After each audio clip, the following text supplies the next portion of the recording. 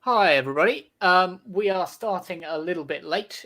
Sorry for the delay, um, but I have Jewel and Garrett with me, and Hello. we're going to be having some other guests on later on to talk about their experiences with the protests in the US of A. Yeah, and so first of all, Garrett, can we go to you? Yeah. Um, and can we I just want you to take us through what happened because you told me just before we came on air that you were looter proofing your stores. So this should be Yeah. an interesting little story. First, I'll introduce myself. Hi, I'm Garrett's Feet. I do cosplay. I do politics. I do some jokes here and there, usually politically framed. I talk a lot about things like ACAB, punk, such like that, and I also work in retail. So it's been an interesting experience seeing all this stuff go down, especially with the rioting and looting, and then being called to come into work to help close early. So, what basically it's this. It's just been very very interesting for me, who's been like, maybe a little looting is fine, and then having to go around and say, well, here's our safety procedure. Here's how we make sure we close everything.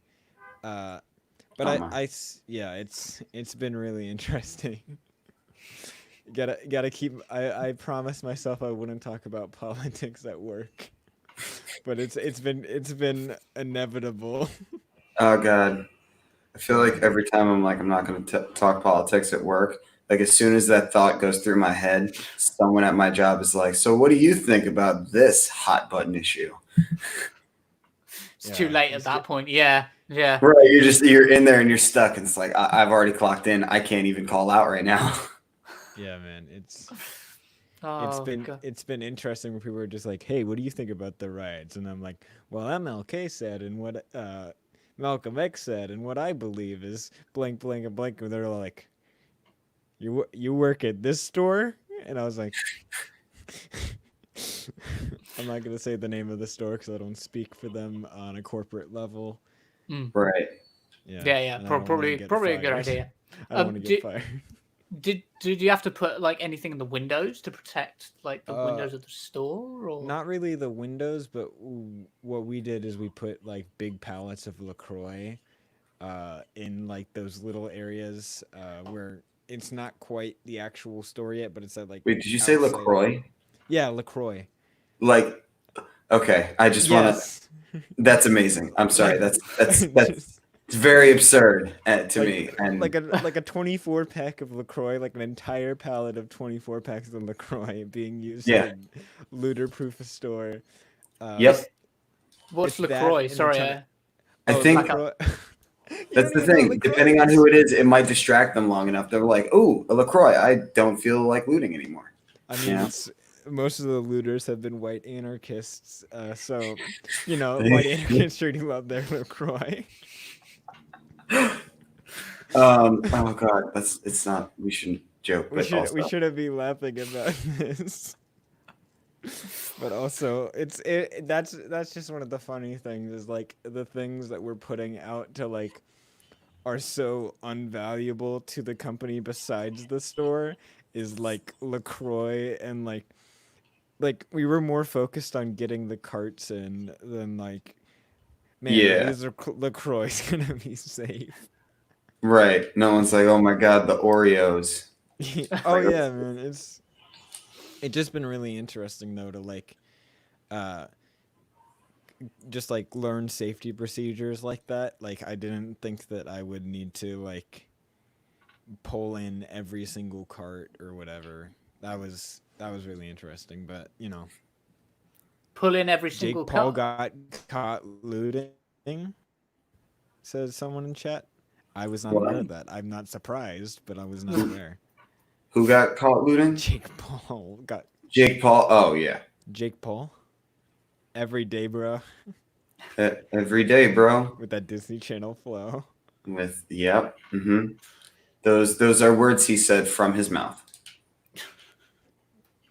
5 mil on YouTube in 6 months, never done before. Passed all the competition, man. PewDiePie is next. Got the brand new Rolex and the. I know the whole song. I'm not gonna go through it. Why do you know the whole song? That's I'm a Zoomer, man. That was our meme for like a solid month. that's fair. I mean, I guess I could. I you know. England is my city, right, Cog? Yes, yeah, indeed. We don't The city we of don't actually England. have. Yeah, it's just England is yeah. Yeah. Yeah. But Learning anyway, new things every day. Yeah, let's get back on track. Sorry. yeah, the US and chaos apparently. So everything's falling apart basically. Mhm. But Jewel, you had an interesting experience with the protests you were involved with. Would you mind taking me through the Well, yeah. there was quite a bit of chaos, but it was also like there were like really interesting like great things that were happening. Like there were like people running around offering free food and snacks and keeping everybody together and shit. There were multiple moments where people were like holding lines in between riot cops and like other protesters. But it got like shit got kind of hectic.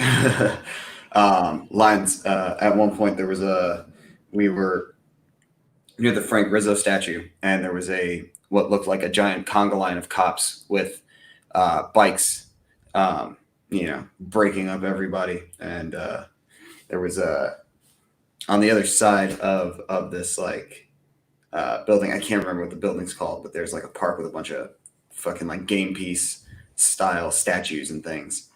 And on the other side, there's a fucking kid just kind of getting his ass kicked by a bunch of cops, and he's like very small, very young looking, terrified, and it's just like this is this is the problem.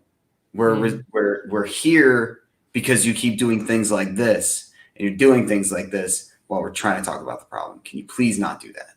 Like of all things, and it's terrifying, you know. And I've been shocked by the amount of footage I've been seeing. Bearing in mind that these protests are largely about police brutality.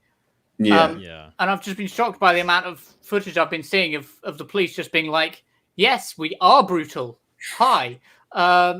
Just like not even trying to hide it, Yeah. and repeatedly using tear gas on peaceful protesters who are tear gas, first of all, is banned in war. You can't use it against other soldiers. But the Yeah. American, by the way, a lot of tear gas is manufactured in the UK. We provide a lot of the tear gas that's being used against you guys at the moment. So we're currently organizing petitions to deal with that, get that situation sorted because we don't want to be, complicit in that. I would if I can sign some of those petitions, I'd like to. Yes. Oh, yeah, dude. Yeah, it'd be Yeah. really good. There are a few protests in the UK, but nothing on the scale of the US. Speaking of which, in terms of US scale, I saw. So I don't know if you guys saw it, but there's footage going around of one protest with the tear gas where people were being forced up against a wall, and then they were having tear gas thrown at them. So they had nowhere to go, and they just Do you know where that was, Jules? That was in Philly. That was in Philadelphia. On the I believe the Vine Street Expressway, people had taken over the highway as a form of the protest, and then riot cops kind of trapped them there, and started just unleashing hell upon them. Yeah. With tear gas. And there were actually other instances where a friend of mine, I don't know if this video has started to go around. It might pretty soon, but he was caught in the middle of a fight, or not a fight, but like an instance of like the police like swinging their metal batons on protesters, and he was in between them and I think like a girl, and he got roughed up pretty badly and arrested whilst being you know part of a peaceful protest, and it's like what is happening? Yeah. What the hell is happening here? What was the protest they were doing? Sorry, Garrett. It was part of the same protest in Philly. This was just another instance of like one pocket of the protest having an instance with the Philadelphia Police Department and them like just beating the crap out of them. Right. Yeah. But were they the others? Were they like kneeling or something, or like you don't know what they were doing in terms of that? I'm not sure what they were doing at that particular moment. All I Gotcha. saw was the footage of like him in a defensive position and like a lot of like aggressive cops and people in what looked like panic defensive positions trying to keep themselves from getting swatted with a metal baton. Yeah. Mm. Yeah. Sorry, Garrett. I cut you off before. All good. My older sibling is in New York City, and I've been talking to them about their experience, and it is just as crazy out there. Someone in the chat said, "What policy proposals, in your opinion, would decrease police brutality the most?" Increased responsibility for their actions. Personally, I'm a big proponent of defunding. One of the things that American police have is a staggering budget on like local smaller towns. For example, the town I'm in, at the peaceful protest I was at, we were talking about, it was a very small one and it was more of a candlelight vigil, but we were talking about ways that we could practically, besides protest, fight, and it was like going after their funding, because in my city it was like 47% of our local government like taxes went to the police station. 47%. Unheard of. Yeah, in a very diverse like city, we're giving most of our money to the police and not arts programs, ways that we can help public schools, stuff like that. It's crazy. Jesus. Yeah, that's wild. Yeah. Crazy. Yeah, I mean, I agree. Defunding the police would be a great move. I think ending the war on drugs and finding a way to decriminalize all substances. That's that sounds like I just want everyone to do drugs, but there's really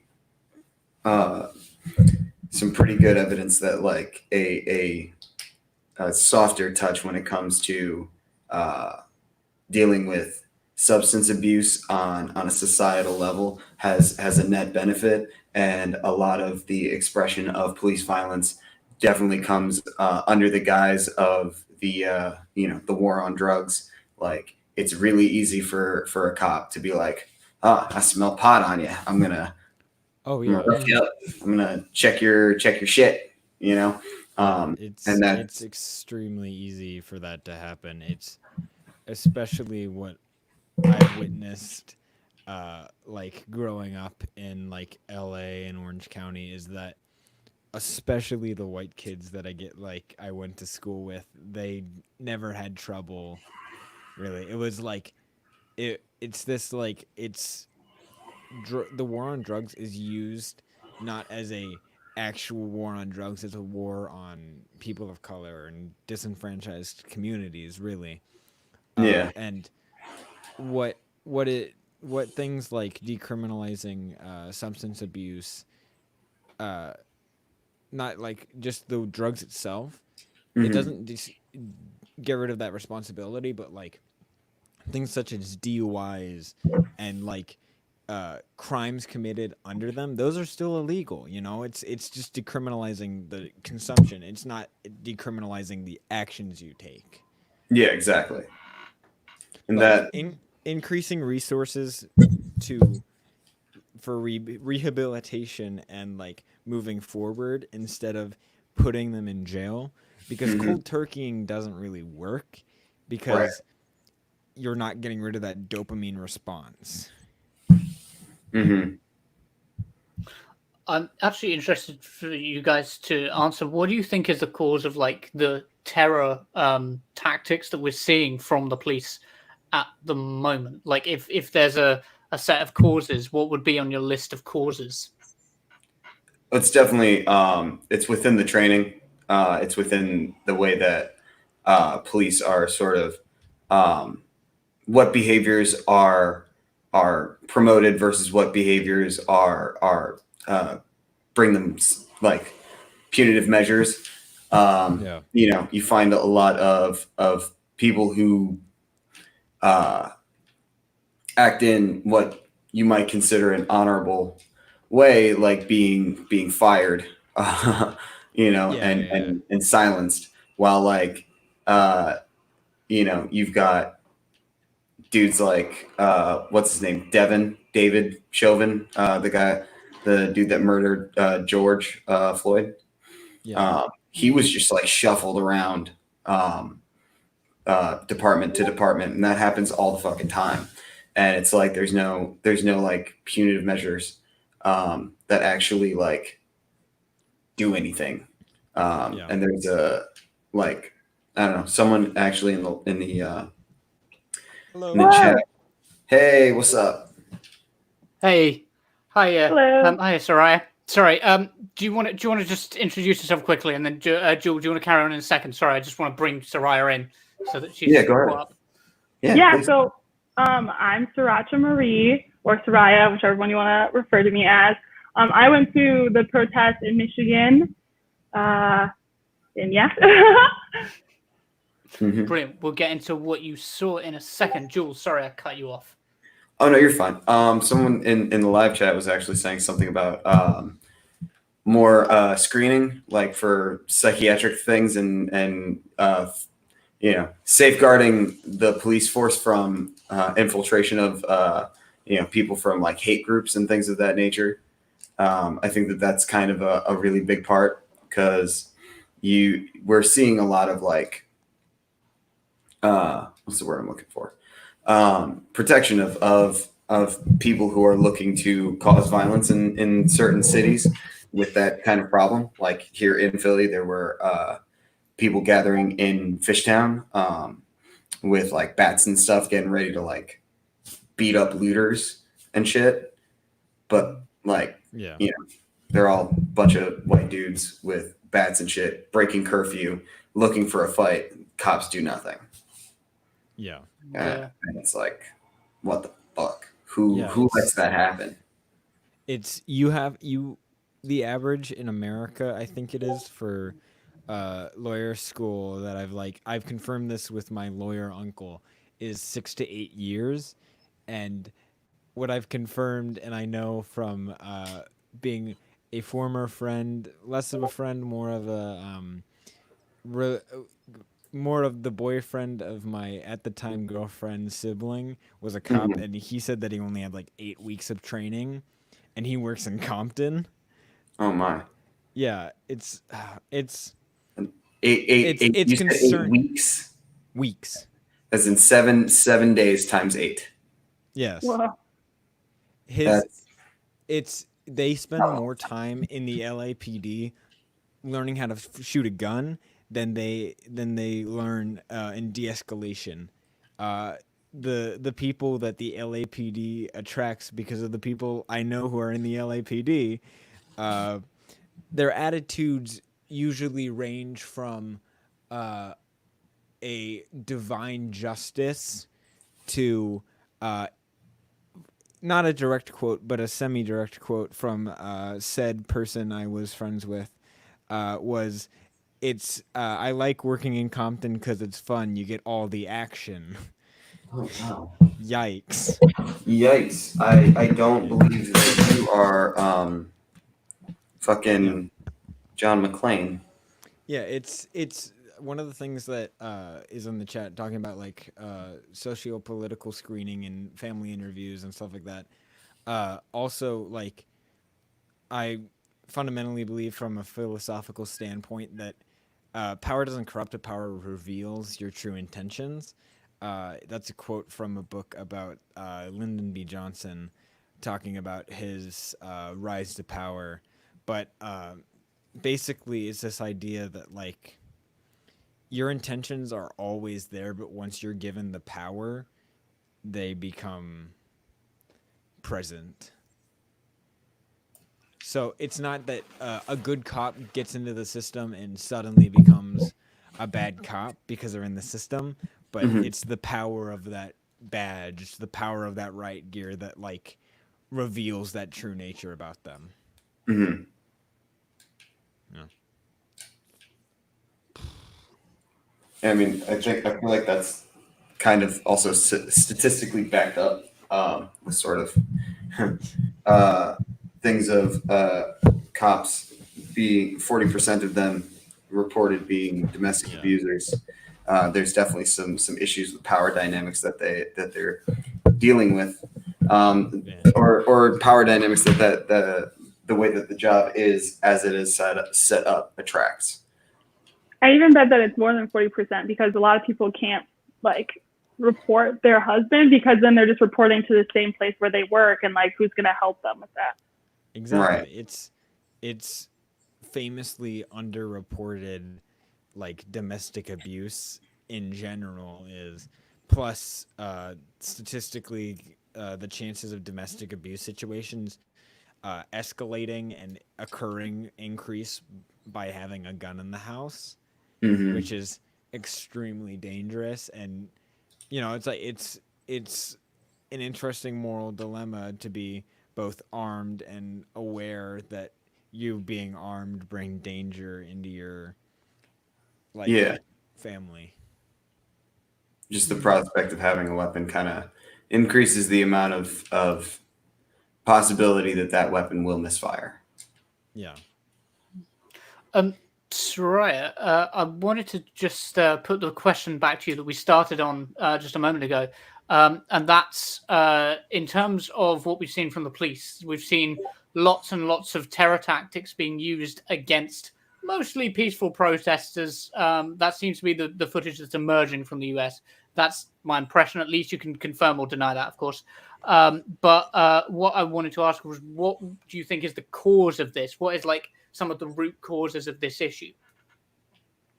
Of the violence that is happening or the police Yeah. escalating the violence? Oh, why the police are turning to these tactics? I should say. I think it's just because that's what they know. They aren't taught de-escalation; they're taught escalation.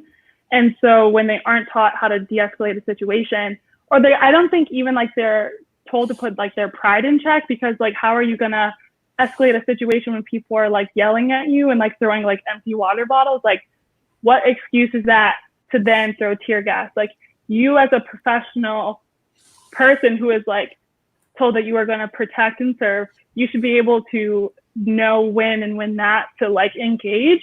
And those are clear instances where you don't have to engage with physical violence. What are your thoughts on the use of tear gas Yeah. against protesters, Someone- particularly peaceful protesters? It's disgusting. Like, if it's a war crime, how can you be able to use it in your own country? It like makes literally no sense. Yeah. Has anybody the been? literal like the bad it's Go on, Garrett. Sorry. Oh my gosh. It's like it's so like such a symbol of bad guys. It was the literal one of the villains from Wonder Woman a few years ago was just a lady who had tear gas. Oh yeah. Yeah, it's like It's true. Yeah. someone else in the chat was saying, I agree that power reveals, but I think it's an undeniable that power attracts corrupting influences and pressures. Totally agree.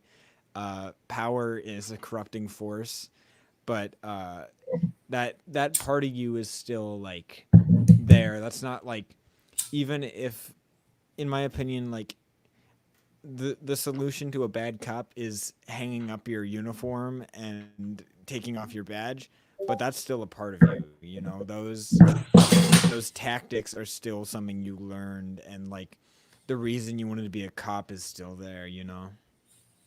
Yeah. Children getting maced is one It's of the ridiculous. things that I keep And I've hearing seen like about. so many videos of people like walking away from the situation, and then cops will just like tear gas them. Like, what is Oh, the yeah. purpose for that? You say that it's to like break up the gathering or whatever, but then people are obviously trying to leave, and then you tear gas them. So it's obviously a power move, and it's not a way to de-escalate the situation.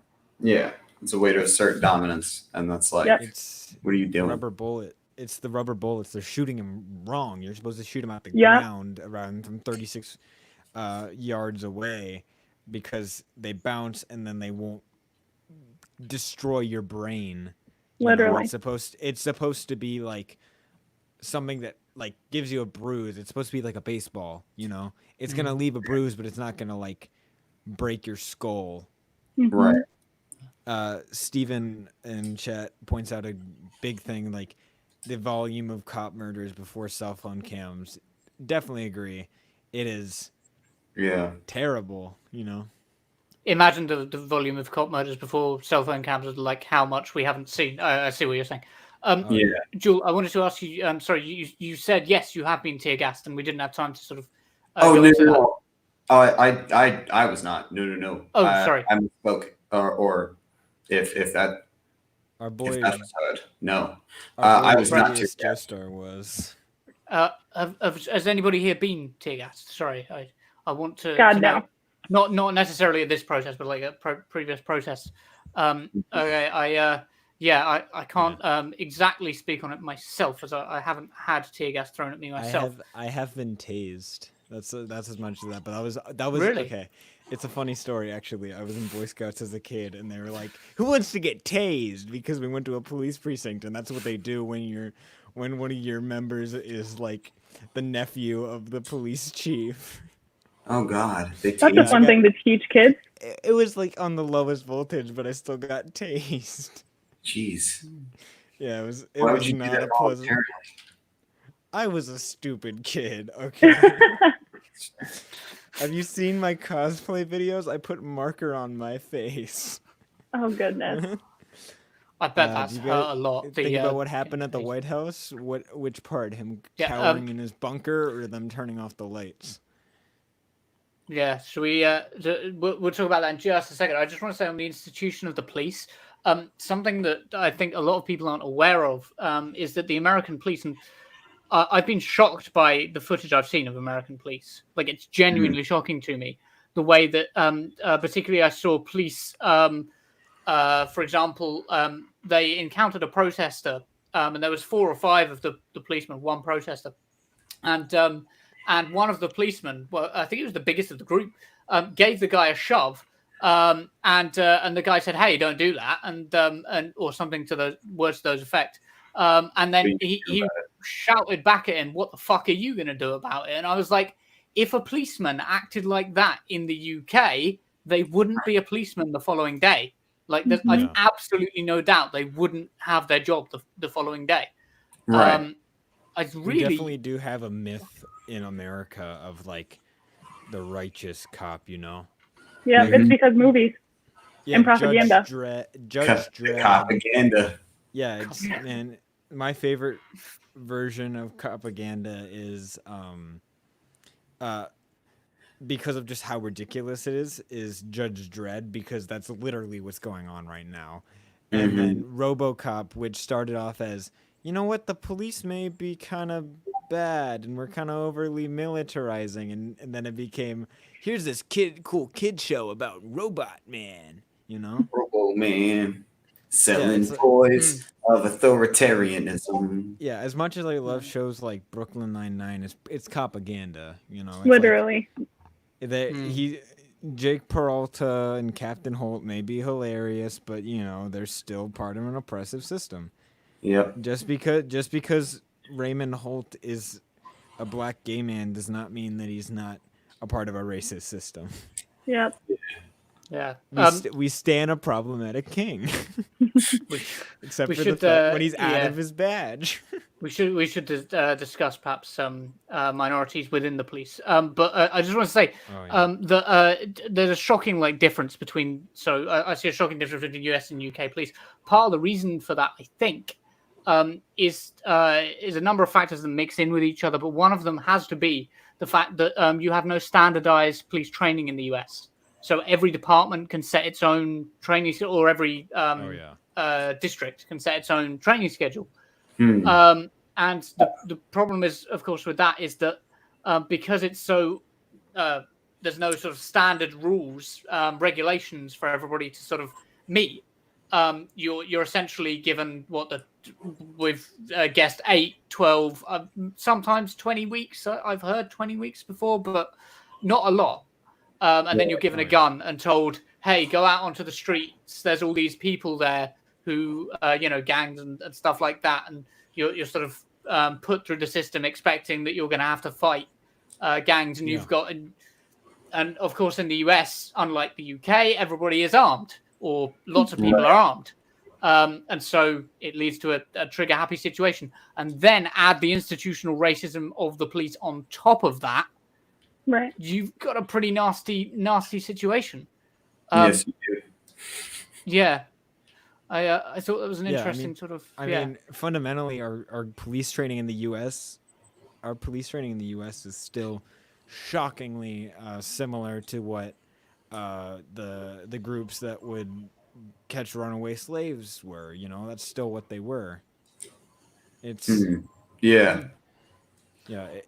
I know that I also know that they do bring up that problem in Brooklyn Nine-Nine. It's they do talk about it, but it's still. But it's just a TV show. It's not going to do anything.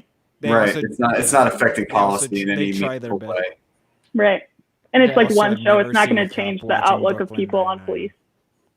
Yeah, it's like the addressing the problem on the show once probably isn't going to undo all of the kind of impression that it puts in your head throughout the entire show of this is what police are like. Right. I just want to draw attention to this, the fact that in Germany, cops are trained for about 2.5 to 3 years before receiving a badge. As they should. Wow. Yeah. That was very TikTok, train less as than, they should. If they train, in my opinion, any person who enforces the law should be taught more about people and empathy than bam bam shoot gun, because anyone can learn how to shoot a gun. It's I think Stephen's bringing up a good point as well. Police force in the UK has institutional racism. Them don't get a pass. Fair. Okay, Stephen. Yeah, I agree. Definitely, but there's a certain brutality to American policing that you just don't see in the UK. It is. I think we can agree the Germans probably have the best training system then. Of what's been brought up so far. Sorry, Soraya. I wanted to go to you because I wanted to ask what your specific experiences with the process were and what advice you had for people, because I saw you made a couple of TikToks on this, on what to bring to a process, because I think that was really interesting, and I'd love if you could tell us a bit about that. Yeah, so I've been to a few more organized protests and then non-organized protests, but I went to the Women's March and the Climate Action March, and this one was different because we had police following us, because I was towards the back, and there was probably 8 cop cars just slowly rolling with us, and I've never seen that before. And then in addition to that, when we were we finally met with the organizers or whatever, and there was speeches, there was a cop helicopter circling us, and it was getting super close, and I think it was to see our faces and whatever, and to probably videotape us because surveillance in the United States. But it was getting super close and circling us constantly, and so that's something that I've never seen before. And as I was leaving the protest, because it was getting dark, and I knew once things get dark, it's more likely to get more violent, there was hundreds of state police, and it's I'm not even exaggerating, hundreds of state police cars, and the state police station or whatever is super far from where I was, so it probably took them all day to get to where I was. So just a heavy police presence there was just, of course, going to incite something. But overall, for tips about protesting, I have a protest bag that I always bring with me. It's just a one that you put over your shoulder. But I would recommend bringing a backpack just in case if things do get violent, because like having a one strap bag is like harder to carry and like run with compared to like an actual backpack. But I would recommend bringing water, several waters for you and for other people as well, because it's like getting hot. It's summer. I would also recommend bringing, this is for people with uteruses. If you are on your period, wear a pad and bring multiple pads instead of wearing a tampon, because if you do get arrested, then there's a chance that you won't be able to change it for a long time, and that's very unsanitary. You can go into like toxic shock. So just to be safe, use pads. Also umbrellas. I have an umbrella that's like pink and polka dot, so it's not going to be mistaken as a weapon. I saw a few people kind of iffy about bringing umbrellas, which is totally understandable. But I have one that's like bright pink. So umbrellas could be used to, if it rains, obviously, but also to block tear gas and mace. Also Band-Aids, any first aid that you can bring possible. Mask, obviously, because it's a pandemic. Hand sanitizer. What else did I say? Oh, also something really big. I brought a pen and then something to write on. So I had my emergency contacts on there, because I don't know, I might be the only one that doesn't memorize numbers because I don't know how to anymore. But so write your emergency contacts on the pad or whatever, your notepad. And then I also had like to write badge numbers and license plates just in case anything does go wrong. Because at my protest, someone did try to drive through our protest, and thank goodness no one got hurt. But in that case, you would write their license plate number down to then report later. And then badge numbers, of course, if they are the police are acting some type of way, being violent, you can write down their police number and then report to their station the next day. Yeah, I think that's all I can think of right now. If you mix, I think it's if you mix baking soda with water. Yes, you can create a nice little solution that will counter the effects of tear gas on your face. I also brought, I have like non-prescription glasses, and they're like super big, like circular, and they cover up pretty much my whole eye. And I brought those just in case of tear gas, but of course goggles are always the best option. But if you like don't have time to be able to buy goggles, I just had like super oversized glasses to help protect my eyes as like much as possible. In terms of, sorry, I'm doing this a little bit pro bono, but I just wanted to. So I just wanted to take it in a separate direction for just a second, because you mentioned getting run over by or getting having cars drive towards protesters. Do you guys remember in Charlottesville, Heather Heyer was murdered by a white supremacist who drove into the crowd? I was shocked to see that it wasn't just random people driving towards crowds in today. It was actually the police. The police were driving vehicles into crowds. What are your thoughts on that? And what are your sort of thoughts on the connections, and therefore the connections possibly between the police and organizations which favor those tactics, shall we say? Let's just say that you see a lot less police at KKK rallies because they're not in their uniforms. Let's just say that real quick. I mean. They're in a different uniform, to be fair. But it's there's definitely a like, for example, during that I don't know how many people were following after just the initial hit, but people there was Garrett, you're breaking up a bit. Oh shoot. Here, let me try to fix that. Oh.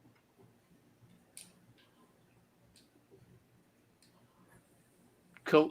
Can you guys hear me okay? Yeah. Yep, you can.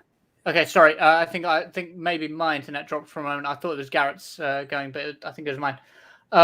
Sorry. Would you mind just repeating that for me? So is that it? Yep. Is that all good? Yeah.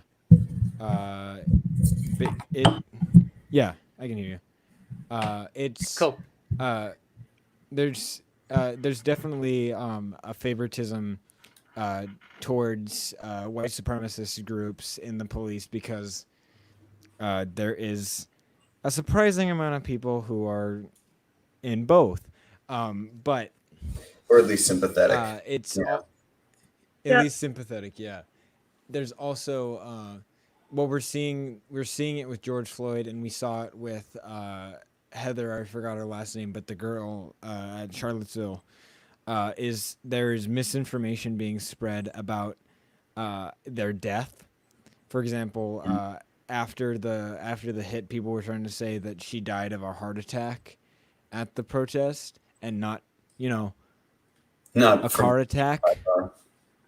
Yeah, this was actual information that was spread saying that no, she was killed by a heart attack, spread by alt-right and people who were even identify as like anti-SJW groups, on YouTube and such, were like she died of a heart attack, and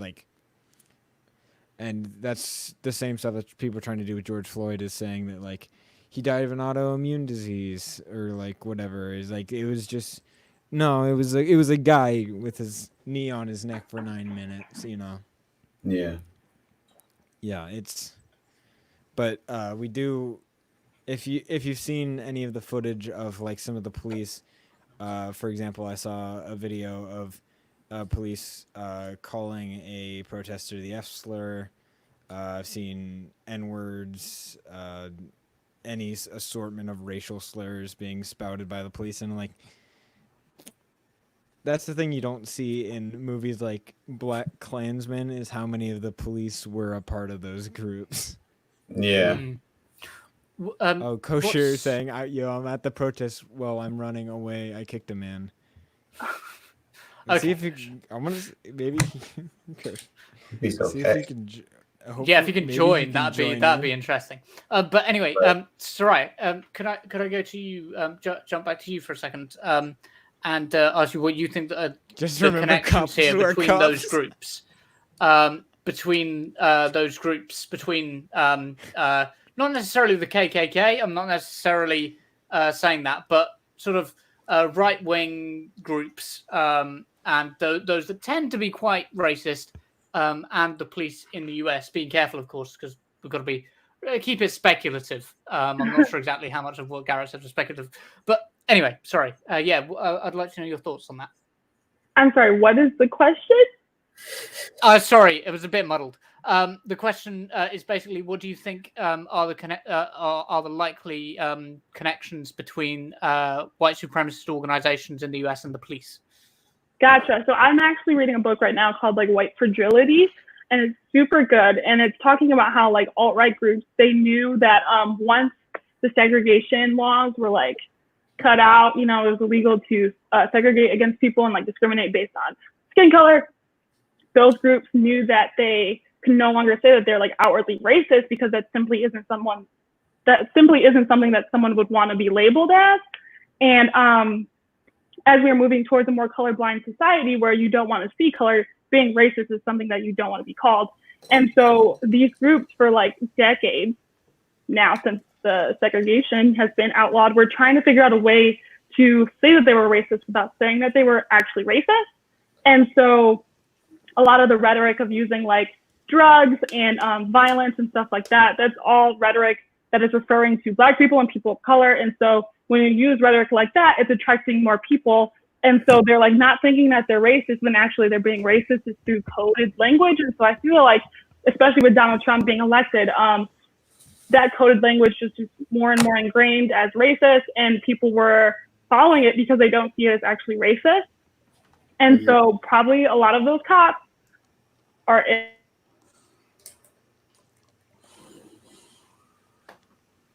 Yeah.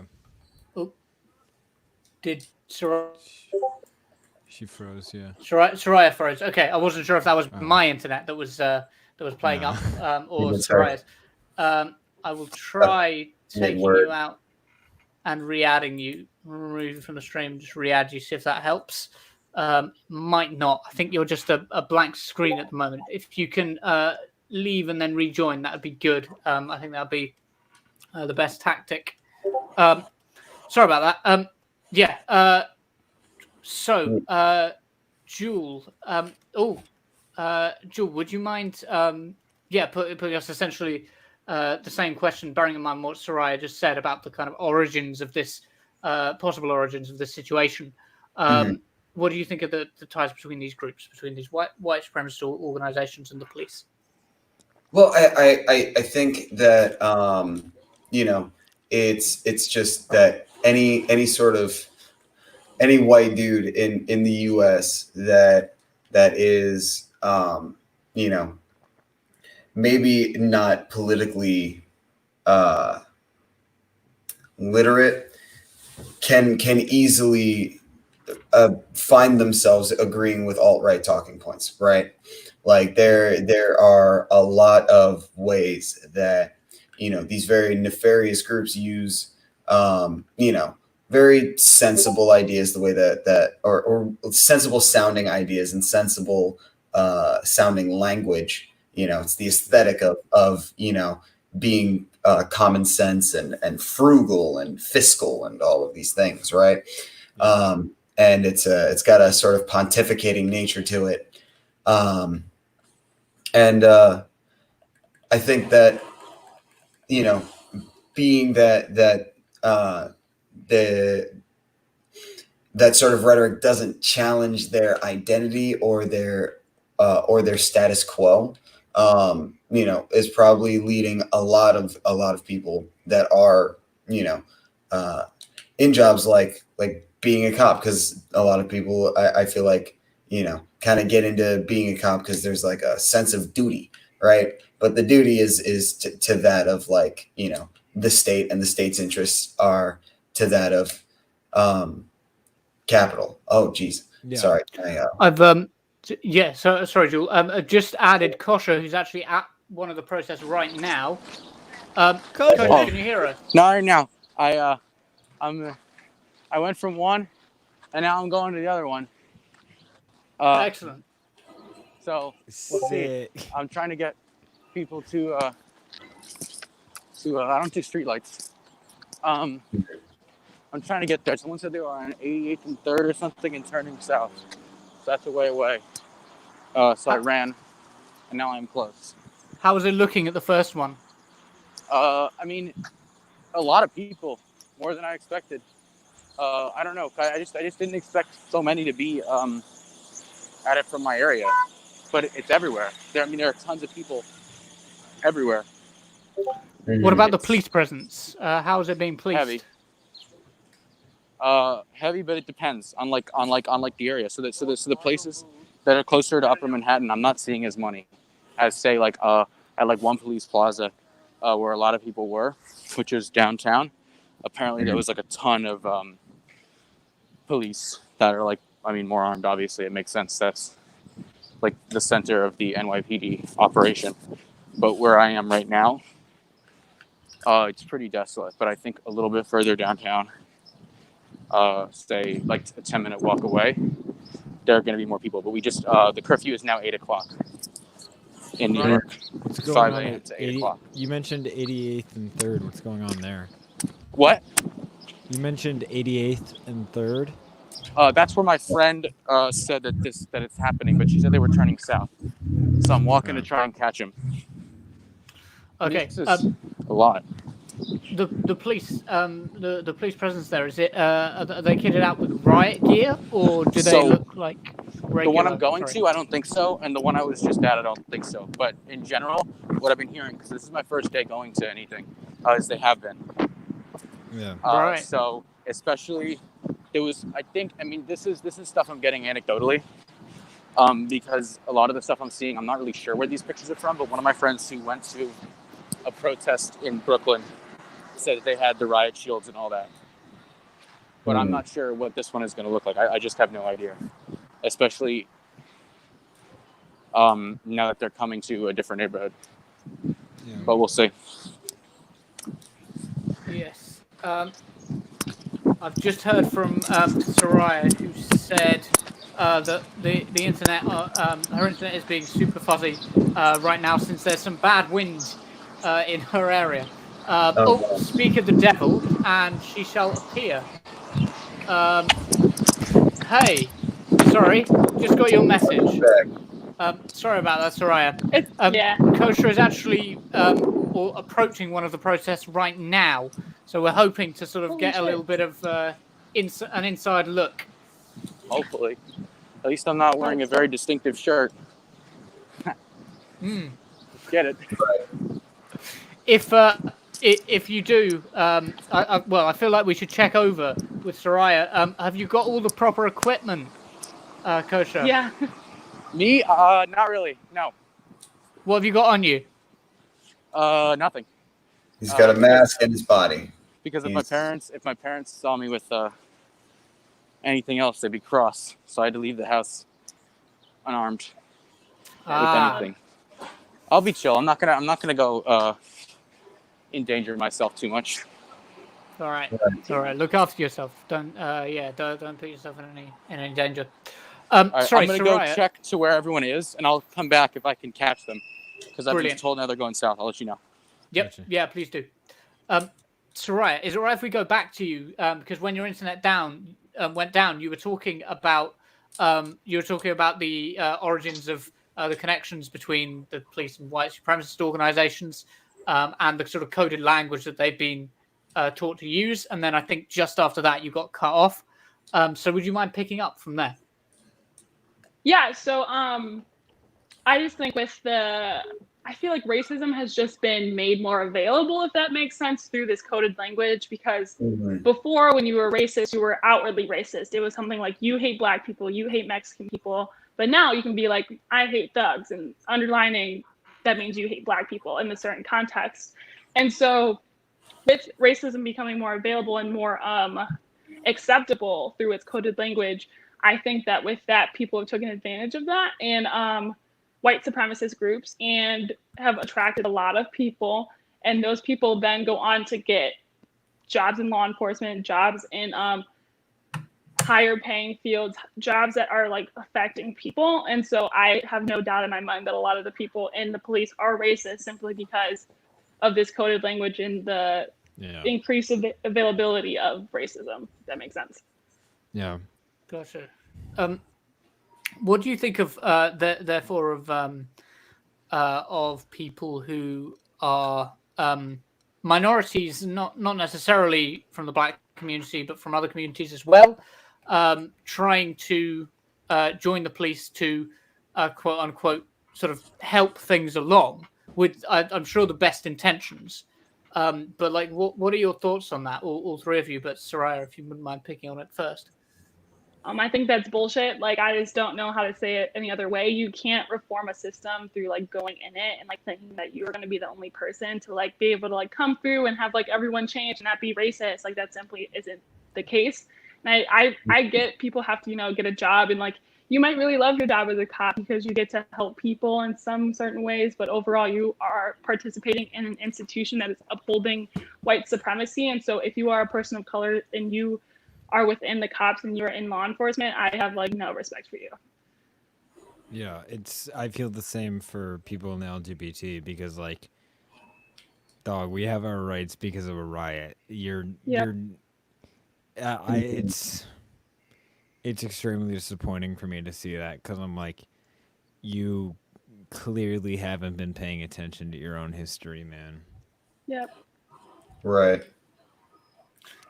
Do you think, for example, if it could actually change the demographics of the police so that they were a majority of minorities, a majority of the police was made up of minorities, because of course most policemen are white, and there's reasons for that, as Soraya was just saying. They're very much connected. Do you think that if there was a genuine demographic change, it would help rather than individuals trying to change the police? I think so. There was Cornel West recently spoke on CNN, and I thought that was he said some really poignant shite. And one of the things was he said, we've tried black faces in high places. And I think that's, in a sense that, like, just because there's a demographic change and it might change the aesthetic of the system, the issue is still with the system, Yeah, But it's an increase in more diverse people does not change their rules, does not change their regulations, does not change the way that they operate. Those are the things that will have positive reforms. Is reforming the amount of time legally that they're required to be trained, the amount of time they have to be spending de-escalation classes, keeping them. I would say, as much as I don't believe that mental illness is much of an actual hindrance and is more have been blown up, I think the mental health should be something that we should be paying attention to more in police officers. So routine, like having them talk with a therapist and being like, "Hey, what's up? Are you okay? How are you feeling?" Yeah. Making sure they have to do that. I'm like, it's because we don't want someone who has bad ideas. Because when you give someone with bad ideas a gun, it becomes a bad situation. It's not linked to their mental illness per se, but it's also that like ignoring that is not smart. And I also think that with more diversity, sure, like you can like see a cop and maybe be like less afraid, maybe hypothetically if you see someone that's like your own skin tone, but at the end of the day, they're still upholding policies that are policing Black people more, that are policing people of color more, that are making drug addiction Worse. a state problem and not like a mental health problem. So they're just upholding all of these policies that are inherently racist. So even if you are Black and you are like doing whatever, you're still participating in that racist system. Yeah, this might be a little bit distraction, but like I am vehemently angry about the cop from Onward. Like that is the LGBT representation we have in Disney is a cop who's very much not only who's especially LGBT, but also sort of coded as a person of color. And I'm like, oh boy, that's what you think we believe in? Is a cop? Wow. I wonder who that appeases. Right. Also, they're definitely sleeping on the LGBT representation they already had. Jim Hawkins is a bi king. I stand by that one. I wanted to go back briefly to a question we had earlier about your thoughts on what happened outside the White House. Was it yesterday?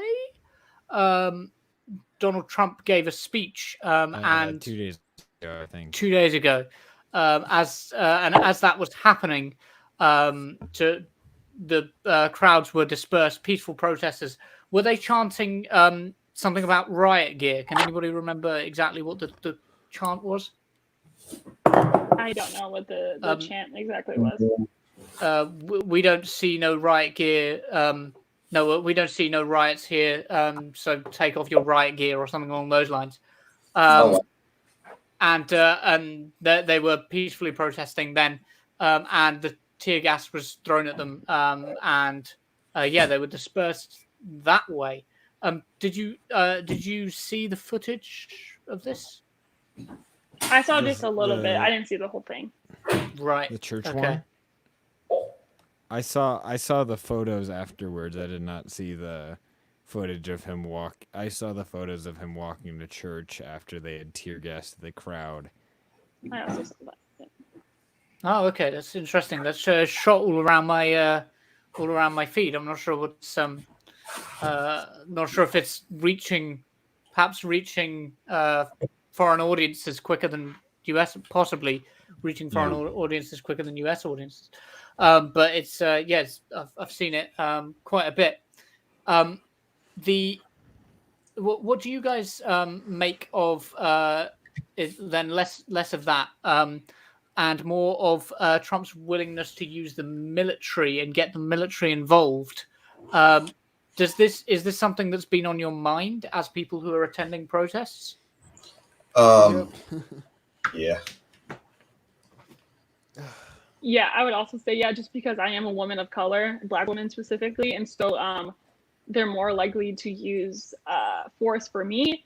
And so when I went to the protest, I knew that at a certain, like I wanted to stay, and help when things got to a certain point that was violent, to help wherever I can. But I knew that I just simply could not be in that space.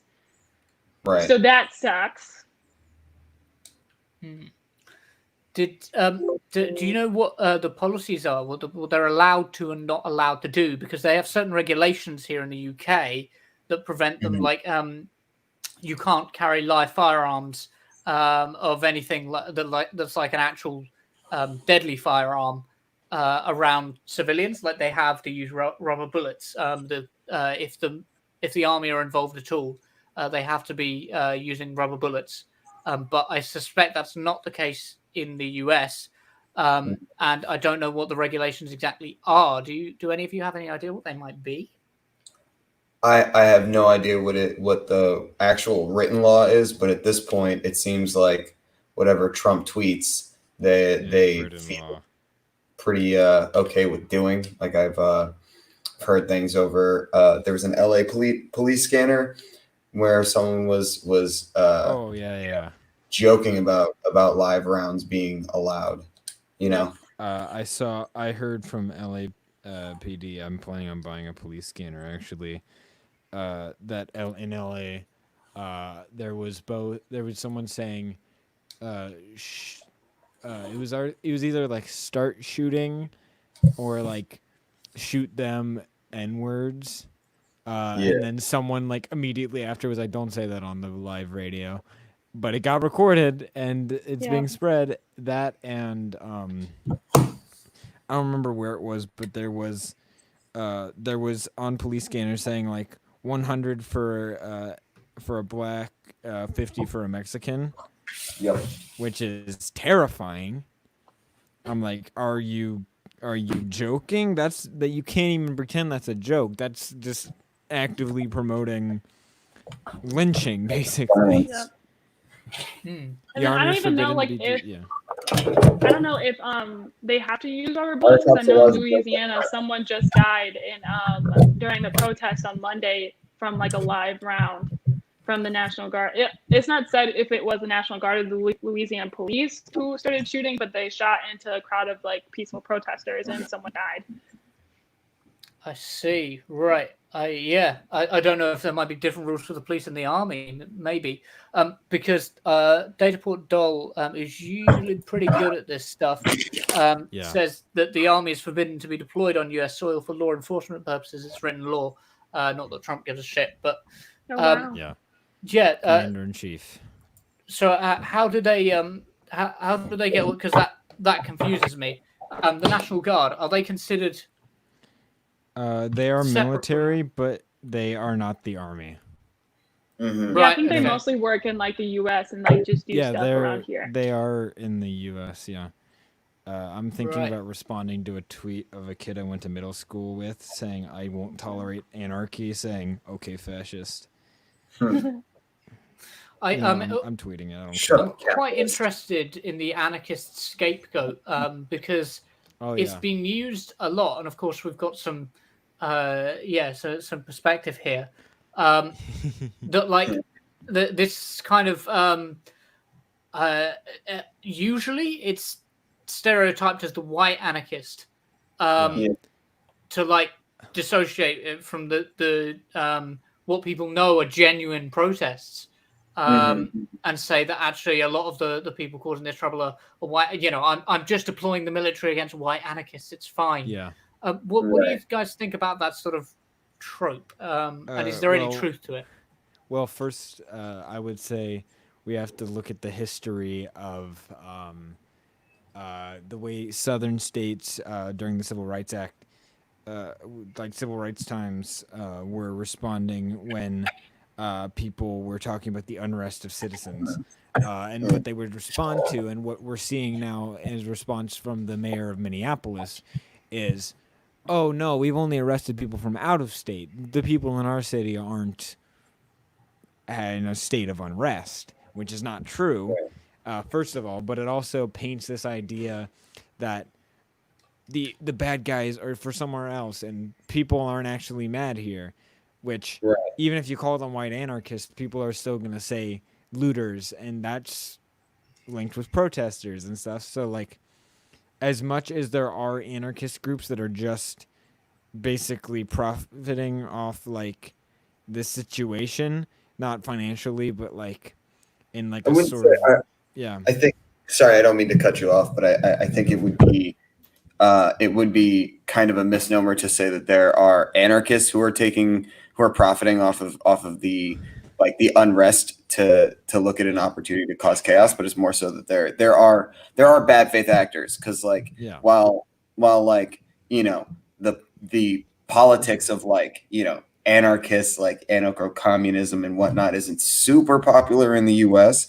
And as it is in like, I don't know, like Europe and whatnot, but there still is a presence of people who are anarchists in that sense, doing the stuff like providing aid and like medical care and things of that nature. Sorry, I just picked my nose in front of everybody, but like and I think that the label, like the white anarchist label, is playing on the general ignorance to what anarchy is as a political position, because there are people who are legitimately like, yeah, no, I'm an anarchist. I fucking, Yeah. I bring soup to fucking homeless shelters and shit, and like have a community garden, and I work at a co-op. Like, Yeah. they're pretty docile. Yeah, They look it's kind of also it's also the concept of like the like evil anarchist archetype, Right. as it's known as. Basically, a misunderstanding of what anarchy really is about, and more of a getting rid of the state, if anything. Mhm. Also, I thought this was good to point out that AOC responded to the Washington Redskins post Blackout Tuesday with, "If you're really for this, change your name," Mhm. because Fair. not to quote South Park, but Washington Redskins. Oh god, Yeah. fuck them. I also think, like, I don't know. I think, yes, there are people who are taking advantage of what is happening and using it just to, like, do their thing and, like, hit a store or whatever and, like, loot. But I also think it's because it's also, like, yes, you want to point out those people who are causing this damage in the wrong name, But then I also Mhm. think it's discounting what violence can do in these certain situations. And so by people saying, oh, it's just like white supremacists, oh, it's just people who are like doing their own thing, you're discounting the whole movement of violence as like a political act. And Yeah. that is also very like, it makes me like, I'm on two ends of the spectrum. Like, yes, I support what's happening, but I also want to point out the fact that a lot of these violence and like looting is from white supremacists and from the police doing it on their own fruition to make other people look bad. So it's there's a difference between unrest and then the way that the police are acting, because we have footage of them destroying their own cars. Yep. We have footage of white supremacists. Like, we know who they are. We know how to spot them now. So it's very much, we can't discredit that like people are actually in a state of unrest that makes them want to do this, but we Right. also have to recognize that a lot of it is being started by groups that are not a part of this and are using it to make people look bad in mainstream media. Yeah, it's really tough. It's like, Yeah. If you see footage, by the way, of a well, it'll be from Infowars, but the footage is of supposedly rioters setting fire to a homeless man's possessions. You should probably know that the Infowars crew has been proven to be the ones who were doing that try and make the rioters look bad. Yeah. I don't know if if any of you have been witness to anything like that. No, I've seen cop cars light on fire. There were like 4 of those the first protest that I went to. Infowars crew? But Jesus. Yes, yeah, and they were saying fire to the to this homeless guy's stuff to make the protesters look bad. And it's just like people will do anything to discount our movement. Like, what is the point of like going out and like doing that yourself? What is the point? Right. Yeah. Who are you Very helping? much so. Very much so. So you say four cop cars. That I think like three or four got set on fire on Saturday or Friday. Right. Whenever the first Philly protest was. You said you were feeling very shaken from your experiences. What left you the most shaken out of what you saw? At one point, there was this girl trying to like grab these two garbage cans that were like chained together. One was like a recycling bin, the other one was a metal one, and we were gonna use them to put them in between the cops and like people because they were getting rowdy, and it's just me and this girl, and we're both like I'm 170 pounds soaking wet. I'm not exactly very big, and she was a little bit taller than I am, and we're just like, I didn't really know what to think at that point, but I was just like, I was helping her. Yeah. She knew what to do, and I was like, all right, fuck it, I'm here with you. I got your back, like. And I was really, really afraid I was going to get my face beaten in, but I didn't because I look like I have a lawyer. So I do, in fact, have a lawyer. I don't, but I look like I do. I have an uncle. I'm the Joel McHale of having a lawyer. What does that even mean?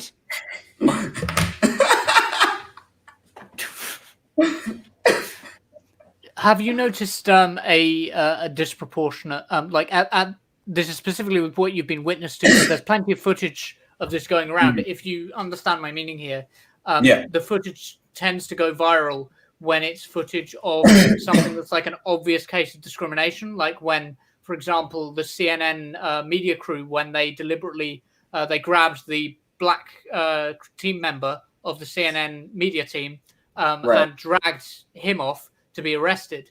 There's an obvious case of discrimination there. So they tend to go viral online. But what I wanted to ask you guys is if you've been witness to anything like that in the course of taking part in these protests / candle vigil.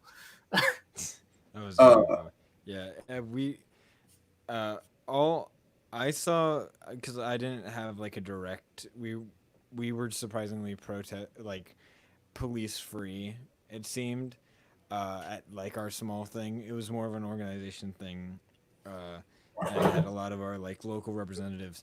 But it was surprising to see like almost like every group of people like being there in like this like small area, and I was like, I did not realize we had so much diversity and stuff. But all the cops were white that I saw like around, like we were walking over there. It was, but like besides even just like the viral stuff, you see it in like just like the small clips that like maybe get 100 views, but like they're still there. You just see the way that they treat people. There was a guy who was I don't remember where, but he was like peacefully protesting on a knee, just talking to the cops, being like, why do you do this? Why do you do this? And they picked him up and they dragged him off, Yeah. There was there's a video from the same clip on the Vine Street Expressway where there are 3 protesters kneeling in front of riot cops. The most like violent thing that they do is one dude picks up a tear gas canister and launches it at the police. Like he throws it, but he goes back to immediately like retreating and sitting down, right? And they walked up to the 2 of the most peaceful protesters, ripped their masks down, and sprayed them directly in the face with mace. And then did the same thing with the third gentleman who was sitting down, and it was pretty brutal. And believe the gentleman that threw that was a black guy. He was very light, but he had dreads, and it was very far away, so couldn't quite tell. But it seemed excessively violent. I mean, that entire moment was like a horror movie, to see, and it's like, I don't even know. Yeah. At the protest that I was at, there wasn't anything like violent while I was there, but I noticed that photographers, for some reason, they were only trying to capture people like black people, instead of like everyone there. And like it wasn't majority black people. It was like a good diverse group. And so it was very interesting to me that they were only trying to capture black people instead of like everyone there. But that was just something like minor that I noticed. Yeah, you want to try to keep, but the thing is, you want to try to keep the press around, because once the press leave, what we've seen in these recent protests is, once the press leave, it gets violent. Yeah. Like we see all the police get on their knees and they're like, "Oh, we're with you, we're with you." Right. Are the press gone? Thank God, my trigger finger. Mm-hmm. What do you just link to that? What do you think about the targeting of the press? Because we've seen this repeatedly. Police targeting the press with things like pepper bullets. What are your thoughts on that? It's Trumpism, man. It's fucking Trumpism. He's been spouting off all this bullshit. He's been pretty sympathetic to alt-right ideas and tendencies, and like, sympathetic is not what the word I would use. I would say endorsing. Endorsing, yes, very heavily endorsing alt-right and pro-authoritarian talking points. He spoke at a police conference and was like, "Don't be too gentle. You got to grab the head, and when you grab the head, and if you really like nice to him, and you don't do that, just shove him in there. Like, fuck you." And you know what the police said? They're like, "Oh, ha ha ha." We love it." Yeah. I mean, Trump has also for the past like 3.5 years have been telling everyone how shitty the media is and not to trust the media. So it's no surprise that cops are literally like purposefully aiming at reporters and shit. So I mean, if you tell people that a group of people are liars and pieces of shit for several years, people are going to believe it and start purposefully attacking them. Yep. It was very surreal just seeing media crews. I think it was an Australian media crew or something. Being and you'd see them with their gas masks on, trying to report on this thing. It's like watching something from an apocalypse movie. It's absolutely absolutely insane in terms of its scale. I'm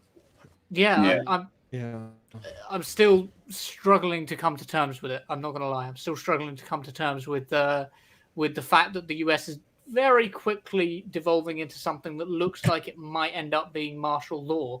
Curfews themselves are not something that you often see in the US. They weren't even done like during the whole pandemic. Like, you think that they would have this kind of response during an actual pandemic that killed 100,000 people, but they're doing this for peaceful protests. Speaking of the pandemic, I just wanted to ask, what do you guys think of the disconnect between the way that the lockdown protests were met compared with the way that the Black Lives Matter protests were met? Because I think there's a lot to say there. It plays into sort of would it be neoliberal attitudes? Yeah. Where the idea that, profit and people's businesses and whatnot are what's keeping everything, flowing, and really disregarding the human toll that like keeping those businesses would have during a situation like this, and it's very, very strange to see, how many people are just like, "Oh yeah, I don't agree with these protests, but I get why they're out there." And then they're like, seeing these people trying to, protest the unlawful death of somebody's friend, brother, son, whatever, and they're like, "Why are you so uppity?" What's got your panties in a bunch? Why are you so upset? It's like, Yeah, wow, it's- fuck you, bro. You ever I'm seen also that just video? very. Go Go for it. ahead. Oh, have you ever seen that video of the guy who's, it's like the storefront, or like inside of a store. It's like a security cam footage, and like and a guy falls through the ceiling, and then it's like, oh hey Bill, oh hey Todd. That's how it was like at the the lockdown protests. You know, it was like those were the quarantine protests. Was like, oh man, these are just my buddies here. I'm not gonna do anything. I'm not gonna hurt them. What did you say? You're upset about the death and police brutality? Meet my pepper spray, libtard. You know. Yeah. And It just I'm just upset very me. convinced that the only reason why those protests didn't turn violent was because the police didn't escalate them, Oh, because yeah. they were able to keep their cool while these people were spitting in their faces, which is a federal offense, and pushing and being very like rowdy and really trying to escalate the situation. But the only reason why it didn't escalate because the cops didn't escalate it back. The Right. difference is that with these Black Lives Matter protests, it's the cops that escalated it because they cannot seem to have their cool when it comes to people of color just begging for their rights and begging for racism to not be that cool anymore. Yeah, it's the thing you see a lot with like people on the right is like, look, see, we had a peaceful protest. Like that wasn't peaceful. You guys Yeah. were It wasn't. peaceful. You were Armed. storming state capitals. People are in the streets kneeling and they're getting pepper sprayed. You were storming buildings and being fine, man. It's like it's not the same. Not even to mention that those protests, the ones specifically in Michigan, because those were really bad. They were literally like in Lansing, they were blocking the ambulance's entrance to the hospital, and that hospital was like one of the only critical hospitals or Oh, something yeah. like trauma centers. And so, like, please tell me how that isn't escalating violence. Like, you were Yeah. purposefully blocking an ambulance entry for one of the only trauma centers in the state. Ridiculous. Yeah. Oh, insane. Sorry. But they're good people, right, Mr. President? Yeah, that was something else that I thought was worth bringing up. Actually, the I'm sure you remember the famous quote. Was it there are good people Good on people. both sides. Mm. What do we think about the way that that Trump was willing to use that phrase then and not willing to use that phrase now? And do you think there's some truth to that phrase then and now? Do you think there are some good people on both sides? I say this because we are going to have to close off in just a few minutes. I know this has been a bit of a short and disconnected one because it was all organized a bit last minute. So I'm sorry about that. It didn't get the proper advertising it should have. But thank you nonetheless for coming on. But yes, Trump, good people on both sides. What do we think? I heavily disagree. I think that there are definitely people that can be rehabilitated, but right now there are not good people on both sides of a lot of these arguments. You know, with the like, there is. I sort of hate this discussion around objectivity and truth, you know, and people's opinions. I'm kind of sick and tired of like someone being like, oh, I'm willing to support things that are going to put people in danger because my opinion says that I am right, when objective reality says that you are very wrong. Yeah, you know,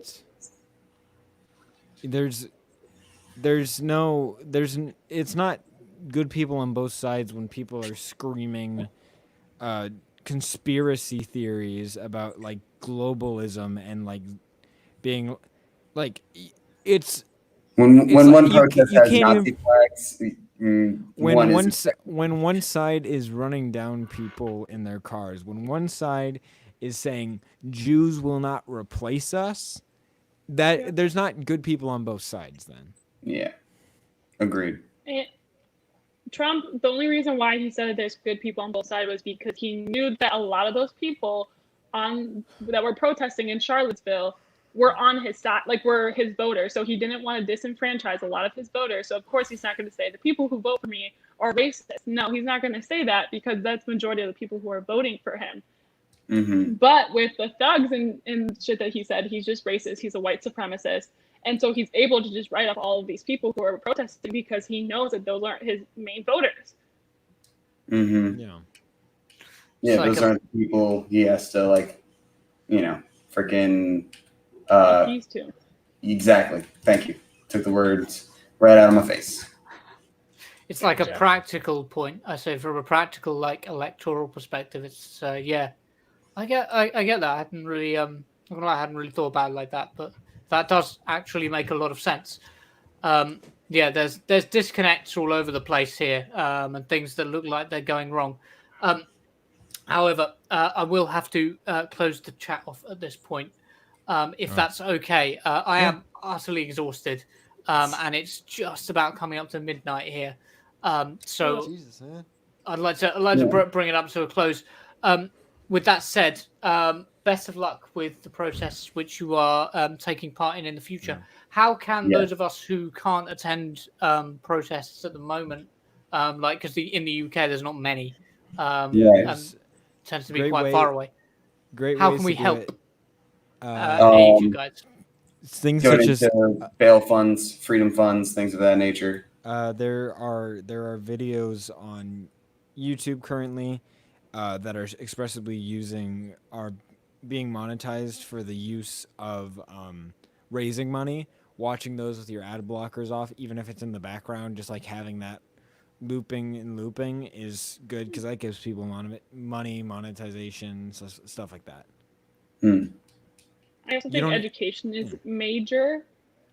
So reading a lot of books that are written by Black people, reading books that are about specifically the police state and about mass incarceration. I also think really pushing, specifically if we are talking about TikTok, pushing videos that are exposing the police brutality that is happening and exposing the truth that's happening as opposed to the cop propaganda that is happening as well is really helpful. Yeah.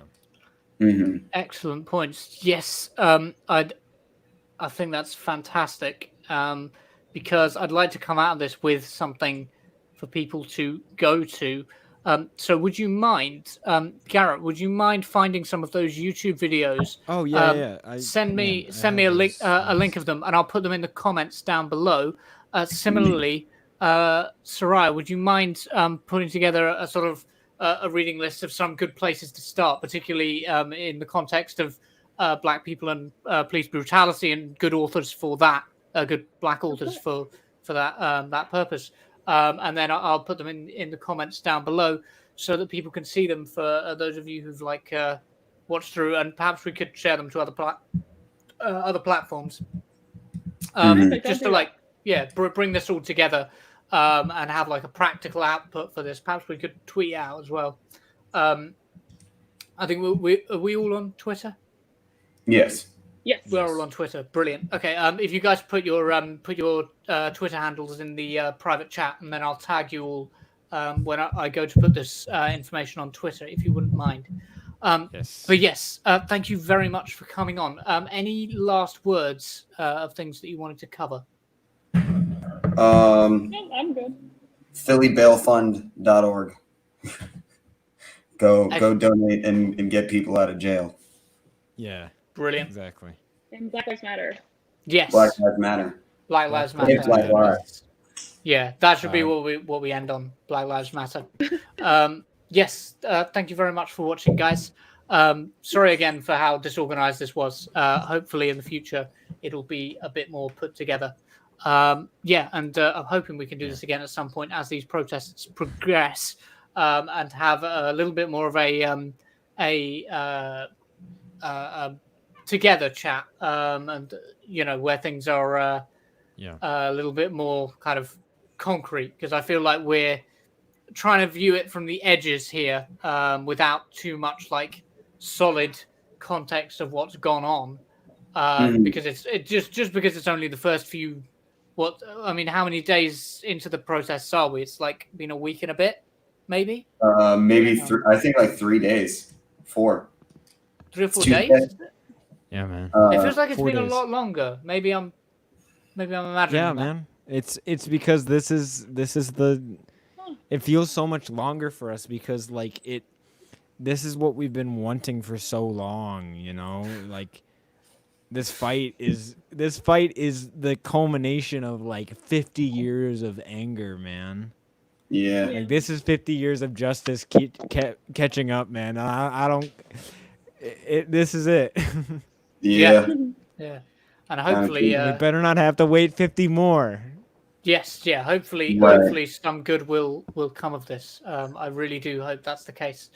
Yeah, and yeah, thank you guys for coming on, and thank you for for having us. taking part in the little talk, and thank you to everybody in the chat who like asked questions and everything. I really do appreciate you, and I hope you enjoyed it. All right, so yeah, I'll end here. All right. Thank you.